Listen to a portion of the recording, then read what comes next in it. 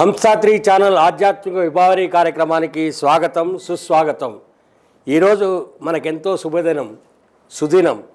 ముఖ్యంగా హంసాత్రి ఛానల్ ఎన్నో కార్యక్రమాలను నిర్వహిస్తున్నప్పటికీ కూడా ఈ ఆధ్యాత్మిక విభావరి కార్యక్రమానికి ఒక ప్రత్యేకత ఉంది.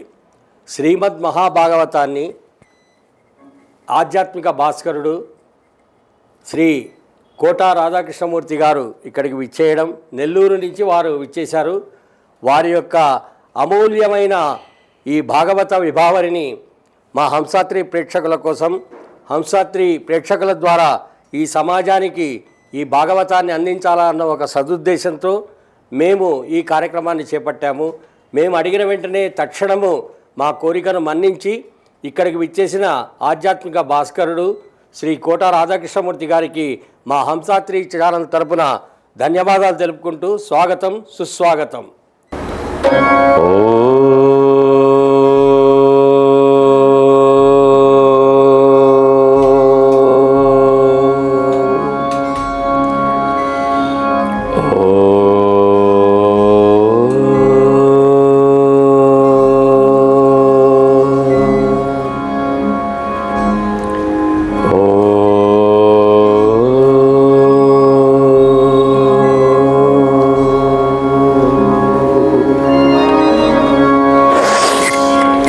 యం బ్రహ్మా వరుణేంద్రరుద్రమరుతః స్తున్వంతి దివ్యైస్తవైః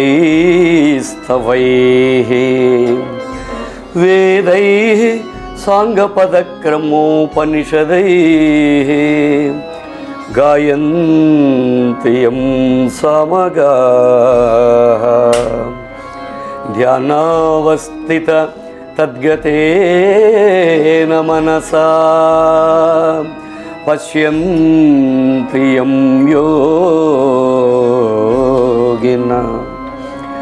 యశాంతం న విదుః సురాసురగణాః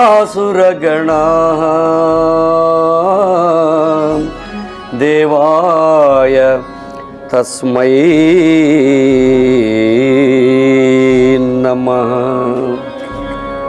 హరి ఓం.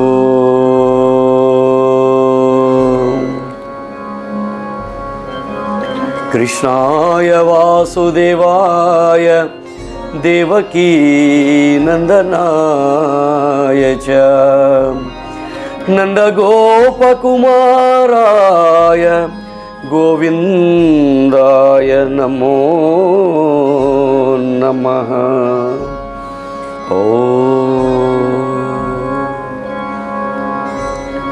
గురు బ్రహ్మా గురుర్విష్ణు గురుర్దేవో మహేశ్వరః గురు సాక్షాత్ పరబ్రహ్మ తస్మై శ్రీ గురవే నమః.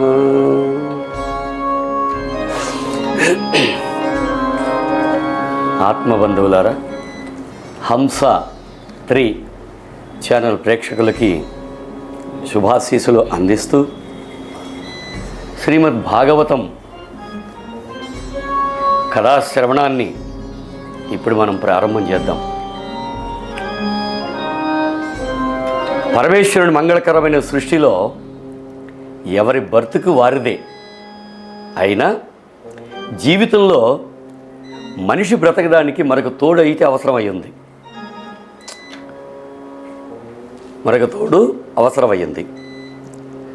అయితే ఏ తోడైతే మనకు అవసరమయ్యిందో ఆ తోడు జీవితాంతం ఒక్కళ్ళే ఉండరు, మారుతూ ఉంటాయి తోడులు. చిన్నప్పుడు తల్లిదండ్రుల తోడు, కొంచెం పెద్ద అయిన తర్వాత మిత్రుల తోడు, ఆ తర్వాత కొద్దిగా పెద్ద అయిన తర్వాత భార్యో భర్తో తోడు, ఆ తర్వాత బిడ్డలు బంధువులు తోడు. ఈ విధంగా జీవితంలో అనేక రకాలుగా ఈ తోడులన్నీ మారుతూ ఉంటాయి. కానీ ఏ తోడు కూడా శాశ్వతం కాదు. ఒక సమయంలో ఉండేటువంటి తోడు మరొక సమయంలో ఉండదు. భార్యో లేదా భర్త వచ్చిన తర్వాత తల్లిదండ్రులు లేకుండా పోవచ్చు. అట్లాగే తోడులన్నీ మారుతూ ఉన్నాయి. కానీ తోడులు మారుతున్నాయే కానీ మనతో కూడా పుట్టినటువంటిది, మనం గిట్టే వరకు ఉండే తోడు మనతో కూడా ఉండేది ఒక్కటి ఉంది. అదే దుఃఖం. జన్మనా జాయతే, జన్మనా జాయతే, నాతో కలిసి పుట్టినటువంటిది దుఃఖం.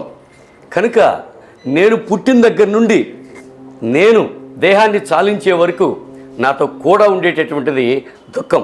అందువల్ల దుఃఖంతో కలిసి మనం పుట్టాము కనుక ఒకటే, ఎప్పుడైతే దుఃఖంతో కలిసి మనం పుట్టామో ఏడుస్తూ తల్లి గర్భంలోనికి ప్రపంచంలోకి వచ్చినటువంటి బిడ్డలు ఉన్నారే కానీ ఇంతవరకు నవ్వుతూ పుట్టినటువంటి వాళ్ళు ఎవరూ లేరు. ఇది దుఃఖ పరిస్థితి.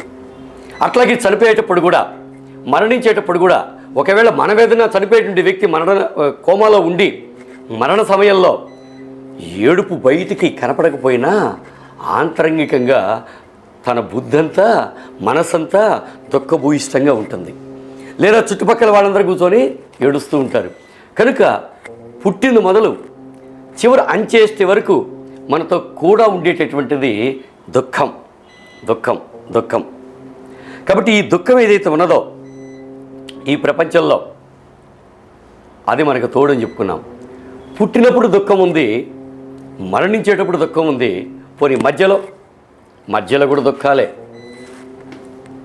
చదువుకునేటప్పుడు దుఃఖం, ఆ తర్వాత వివాహం అప్పుడు దుఃఖం, ఉద్యోగం అప్పుడు దుఃఖం, ఆ తర్వాత పెరిగే కొద్ది బిడ్డల కోసంగా దుఃఖం, వ్యాధులతో దుఃఖం, ఆర్థిక సమస్యలతో దుఃఖం, మానసిక పీడలతో దుఃఖం. దుఃఖం ఎక్కడ మనకు దూరం కాకుండా వస్తుంది జీవితంలో. అందుకని ఇవన్నీ తోడు మనతో ఉండినా ఉండకపోయినా, ఈ బాంధవ్యాలు, బంధుమిత్రాదులు ఇవన్నీ తోడు మనకు ఉండినా ఉండకపోయినా దుఃఖం మాత్రం మనకు కూడా ఉంది. అందుకనే ఈ ప్రపంచం దుఃఖాలయం అని శ్రీకృష్ణ పరమాత్మ భగవద్గీతలో చెప్పడం జరిగింది. దుఃఖాలయం. ఇప్పుడు చికిత్సాలయం అంటే అక్కడ చికిత్స చేయబడుతుంది, అది మనకు కనపడుతూ ఉంది. చికిత్స చేయబడుతుంది, అది మనకు కనపడుతుంది. విద్యాలయం, అక్కడ విద్య నేర్పుతున్నారు కనుక ఆ విద్య మనకు కనపడుతుంది. దుఃఖాలయం ఏంటి? అర్థం కానటువంటి ప్రశ్న ఇది. ఏమిటి దుఃఖాలయం? అందుకనే మనకు ఆలీయంతే యస్మిన్ దుఃఖాని ఇది దుఃఖాలయం. ఆలీయంతే, ఆ దుఃఖం దాగి ఉంది. ఎక్కడ దాగి ఉంది?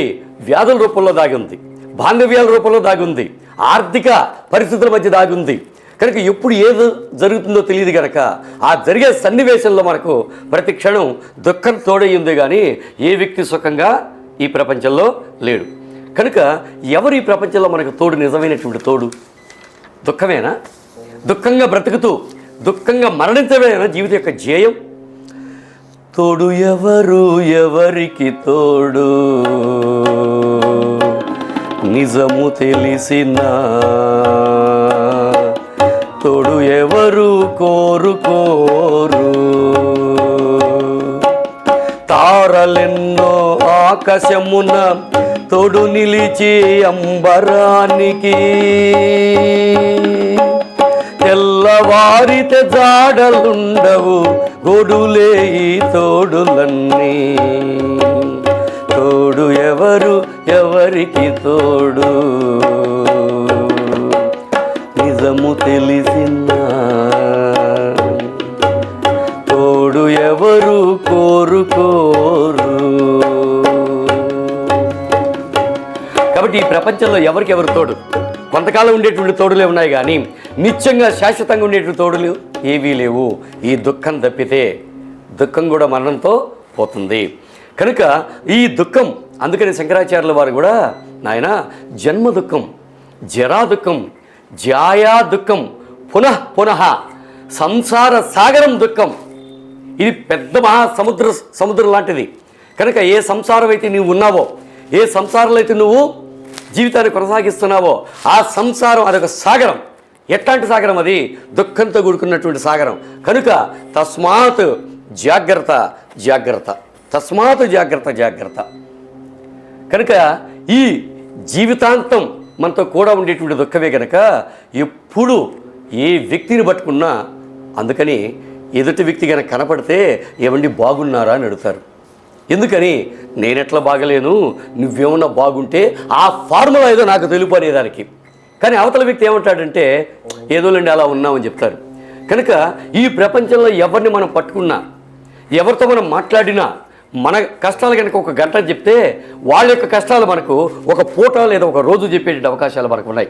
కనుక ఈ ప్రపంచంలో అందరి యొక్క పరిస్థితి ఈ విధంగానే ఉంది.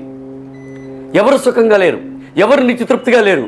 కనుక నేను రేపేమన్నా బాగుంటానేమో అనే ఆశతో జీవిస్తున్నాడు మనిషి. అందుకని మనిషి ఆశాజీవి.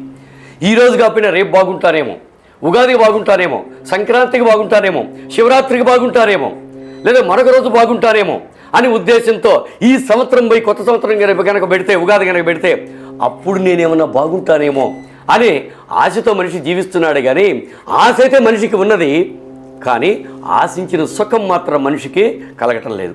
ఎట్లాంటి సుఖం కావాలి మనిషికి? నిత్య సుఖం కావాలి. ఉదయం, మధ్యాహ్నం, సాయంత్రం కాదు. ఉదయం కావాలి, మధ్యలో కావాలి, మధ్యాహ్నం కావాలి, మధ్యలో కావాలి, రాత్రికి కావాలి. అంటే నేను సదా ఎప్పుడూ తృప్తిగా హాయిగా ఉండాలి అని భావిస్తున్నాడు.